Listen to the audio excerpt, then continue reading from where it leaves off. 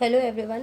इस वाली वीडियो में हम करने वाले हैं जो रिमेनिंग क्वेश्चंस हमारे रह गए थे उन्हें आगे कंटिन्यू करेंगे। इस क्वेश्चन में आपसे पूछा है क्वेश्चन नंबर 69 में PCl5 इन सबके स्ट्रक्चर्स पूछे हैं। तो PCl5 का स्ट्रक्चर क्या होता है? ट्रायगोनल बायोपिरामिडल। तो आप इसमें देख लीजिए ट्रायगोनल बायोपिरामिडल यहाँ पर है। तो इसमें पूछा है कि रॉन्गली मैच्ड कौन सा है, रॉन्गली मैच्ड। तो इसमें लिखा है ट्रायगोनल प्लेनर, जबकि होता है ट्रायगोनल बायोपिरामिडल। तो ये हमारा क्या है? इनकरेक्ट। बाकी सब करेक्ट है। ये ऑक्टाहेड्रली होता है, BeCl2 लीनियर होता है, तो ये भी हमारे पास क्या है? Correct option. And this is pyramidal. तो करेक्ट आंसर क्या होगा यहाँ पर? ऑप्शन नंबर 1, जो कि इसमें पूछा है रॉन्गली मैच्ड, तो ये हो जाएगा रॉन्गली मैच्ड। नेक्स्ट क्वेश्चन में पूछा है आपको यहाँ पे एक एल्कीन दी हुई है और उसमें B2H6 डाला है, तो पूछा है क्या बनेगा।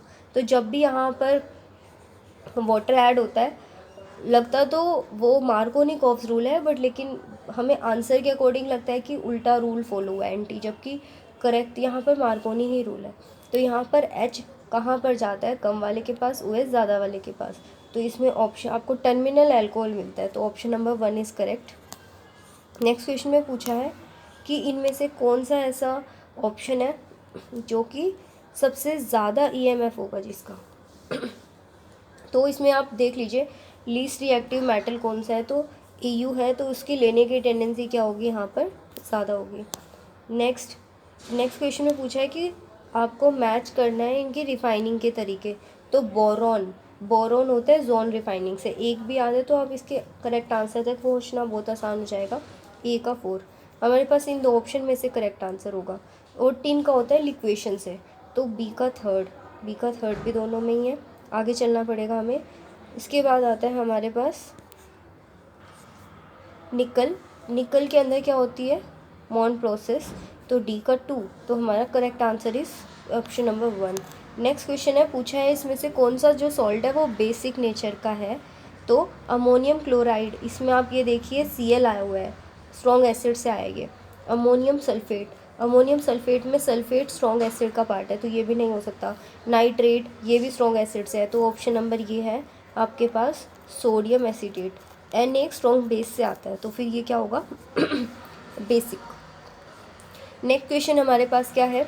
नेगेटिवली चार्ज सोल पूछे हुए हैं आपसे।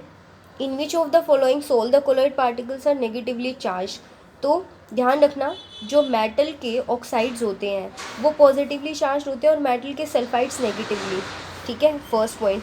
क्ले, स्टार्च, ये सब नेगेटिवली चार्ज होते हैं। तो यहाँ पे स्टार्च दिख रहा है, ये नेगेटिवली चार्ज है। हेमोग्लोबिन पॉजिटिव और ये भी पॉजिटिव। मेटल्स जो होते हैं वो नेगेटिवली चार्ज कोलॉइड होते हैं, जबकि उनके जो हाइड्रेटेड ऑक्साइड्स होते हैं वो पॉजिटिव।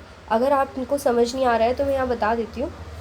मेटल होते हैं नेगेटिवली चार्ज्ड, उनके हाइड्रेटेड फॉर्म जो होती है वो होती है पॉजिटिवली चार्ज। हेमोग्लोबिन क्या होता है? पॉजिटिवली। क्ले, स्टार्च, ये सब नेगेटिवली। तो यहाँ पे नेगेटिव पूछा है, तो इसका आंसर क्या होगा? स्टार्च।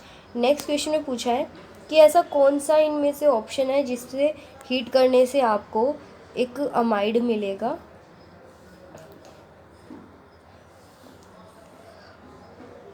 इसमें कौन सा है जो एक एनहाइड्राइड बनाएगा और उसके बाद एक एसिड इमाइड बनाएगा स्ट्रॉन्ग हीटिंग। तो इसका आंसर नंबर फर्स्ट है थैलिक एसिड। नेक्स्ट क्वेश्चन में पूछ रखा है कि फ्यूल सेल में आपका कौन कौन से रिएक्टेंट होते हैं। तो फ्यूल सेल में हाइड्रोजन, ऑक्सीजन हम डालते हैं, हमें वाटर मिलता है। ये चैप्टर नंबर 3 इलेक्ट्रोकेमिस्ट्री क्लास 12 का क्वेश्चन है, तो इसका ऑप्शन नंबर हमारे पास आएगा सेकेंड। नेक्स्ट क्वेश्चन में पूछा है कि जो कोलिजन थ्योरी के अंदर Z होता है, ZAB, वो क्या रिप्रेजेंट करता है। तो ये रिप्रेजेंट करता है कोलिजन फ्रीक्वेंसी, तो ऑप्शन नंबर 2। उसके बाद है कि ग्लूकोज के बारे में कौन सी नॉट ट्रू स्टेटमेंट है। तो पहले आप ट्रू देख लीजिए कौन कौन सी हैं। तो ये एक एल्डोहेक्सोज है, बिल्कुल सही। 5OH yes, reducing sugar yes, aldopentose no. तो हमारे पास इसमें करेक्ट आंसर क्या होगा? ये। तो answer is option number 4। Next question में आपसे पूछा हुआ है कि बॉन्ड एनर्जी बतानी है आपको। इस क्वेश्चन में क्वेश्चन नंबर 79, बॉन्ड एनर्जी कौन डिफाइन करेगा इसमें से। तो ऑप्शन नंबर 1। इसको अगर एक्सप्लेनेशन आप चाहते हैं कि बहुत ज़्यादा डिटेल में, तो इसके लिए हमें पढ़ना होगा VBT, वैलेंस बॉन्ड थ्योरी, और ये है chapter number 4 chemical bonding, class 11th। इसके बाद ये पूछा है कि ऐसी कौन सी रिएक्शन है जिसमें आपको पैलेडियम यूज़ होता है, BaSO4 यूज़ होता है, जिससे CHO मिले। तो रोजनमन रिडक्शन, जिसके अंदर एसाइल क्लोराइड हमारे पास हो तो उसका Cl की बजाय यहाँ H लग जाता है, तो इसका होगा यहाँ पर बेंजोइल क्लोराइड। नेक्स्ट क्वेश्चन हमारे पास जो है, अब ये लास्ट 10 क्वेश्चन हैं, इन्हें फटाफट से करते हैं। इस क्वेश्चन में आपसे ये पूछा हुआ है कि हमारे पास एक स्ट्रक्चर दिया हुआ है और पूछा है कितने पाई बॉन्ड और कितने sp2 हाइब्रिडाइज्ड कार्बन एटम्स हैं। तो नेक्स्ट क्वेश्चन की तरफ बढ़ते हैं। इसमें आप देख सकते हैं कि sp2 हाइब्रिडाइज्ड कार्बन ढूंढने हैं, तो 1 2 3 4 5 6 तो यहीं पर है। उसके बाद ये वाला कार्बन, तो टोटल कितने हैं sp2 हाइब्रिडाइज 7। और अब पाई बॉन्ड, एक ट्रिपल बॉन्ड में 2 पाई बॉन्ड होते हैं और एक डबल बॉन्ड में 1 पाई बॉन्ड होता है। तो यहाँ पे देखिए 1 2 3 4 5 और 6 हमारे पास पाई बॉन्ड है। तो यहाँ पे पूछा था कितने पाई बॉन्ड है, तो हमारे पास 6 पाई बॉन्ड है और 7 sp2 हाइब्रिडाइज, तो option number 3 is correct. Next question पे चलते हैं। इसमें आपसे HBr की बॉन्ड एनर्जी पूछी है। आप क्वेश्चन को रीड कीजिए।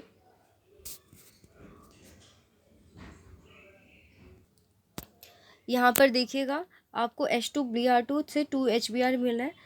डेल्टा HR किसके इक्वल होता है, bond energy of reactant minus bond energy of product. तो यहाँ पे रिएक्टेंट जो है हमारे पास ये दोनों, इसकी एनर्जी हमें दे रखी थी, इन दोनों को जोड़ देंगे और जो बॉन्ड डिसोसिएशन एनर्जी है प्रोडक्ट की उसको 2 से मल्टीप्लाई क्यों किया, क्यों यहाँ पे 2 पार्टिकल्स हैं। तो आप इसको पूरे को सॉल्व करेंगे तो आंसर आएगा 368। आप इसको देख लीजिए अच्छे से किस तरीके से सॉल्व किया गया है। तो यहाँ पे हमारे पास option number 1 is correct. Next question में आपको बोला है कि प्रेशर कितना होगा, एक गैस को हमें कंप्रेस करना है। एक गैस है जो अभी 600 ml गैस है, 1 बार पर है, उसको 150 यानी उसे कंप्रेस करके 150 वॉल्यूम तक लेके जाना है, तो कितना प्रेशर लगाना होगा। ये देखिए आपके पास P दे रखा है, P2 पूछा है आपसे, P1V1 equals to P2V2, Boyle's law, chapter number 5 states of matter, Boyle's law. तो आप इस तरीके से इसको सॉल्व कीजिए, P1V1 की वैल्यू रखिए, P2 निकल जाएगा 4 बार। तो हमारा कौन सा क्वेश्चन है इसमें जो करेक्ट है, ऑप्शन नंबर 1। जिप्सम किस लिए डाला जाता है, तो जिप्सम जो है वो सीमेंट बनाने के लिए इसलिए डालते हैं ताकि सीमेंट थोड़ा सा देर से जमे, वरना सीमेंट में पानी डालने से ही वो जम जाता है। तो उसकी सेटिंग जो प्रोसेस है उसका टाइम थोड़ा सा बढ़ाने के लिए, उसकी सेटिंग होने के प्रोसेस को स्लो करने के लिए। नेक्स्ट क्वेश्चन में पूछा है कि कौन सी ऑक्साइड है जो एम्फोटेरिक है। तो देखिएगा कार्बन जो फैमिली है, college student get some problem, इस सब के अंदर जो स्टार्टिंग का ये एसिडिक है, लेस एसिडिक लिस्ट, और ये एम्फोटेरिक है, यानी इसमें हल्का हल्का बेसिक कैरेक्टर भी है। तो option number 1 is correct. Next question में पूछा हुआ है कि कौन सी रिएक्शन है हाइड्रोलिसिस टाइप नहीं है। तो देखिए ये हाइड्रोलिसिस हो रहा है, यहाँ पर भी हाइड्रोलिसिस हुआ है। अब नेक्स्ट यहाँ पे देखिए यहाँ हाइड्रोलिसिस नहीं है क्योंकि वो अकेला था। हाइड्रोलिसिस का मतलब क्या होता है, जैसे SiCl4 है तो SI अलग कर देना पानी की वजह से और Cl का अलग हो जाना विद ड्यू टू वाटर। यहाँ पे भी लिथियम और नाइट्रोजन अलग हो गया है देखिए, पर लेकिन यहाँ पर फ्लोरीन अकेली एक ही चीज़ है, उसका क्या हाइड्रोलिसिस होगा। तो ये डिस्प्लेसमेंट रिएक्शन है, ना कि हाइड्रोलिसिस। नेक्स्ट क्वेश्चन, कौन सा ऐसा इनमें से सॉल्ट है जो कि शॉटकी और फ्रेंकिल दोनों डिफेक्ट शो करता है। तो AgBr, option number 1 AgBr। 1 mole carbon अगर 12 ग्राम का है तो उसमें कितने पार्टिकल्स होंगे, तो एवोगैड्रो यानी 6.022 into 10⁻23 particle, option number 4। Isotonic solution क्या होते हैं, जिनका ऑस्मोटिक प्रेशर क्या हो, इक्वल हो, तो उसे आइसोटोनिक कहते हैं, तो ऑस्मोटिक प्रेशर उनका सेम होगा। नेक्स्ट आप ये क्वेश्चन देखिए, इसका हम सोल्यूशन देखते हैं। आपको सोल्युबिलिटी प्रोडक्ट दिया हुआ है एक AB का, उसकी सोल्यूशन की मोलैरिटी पूछी है।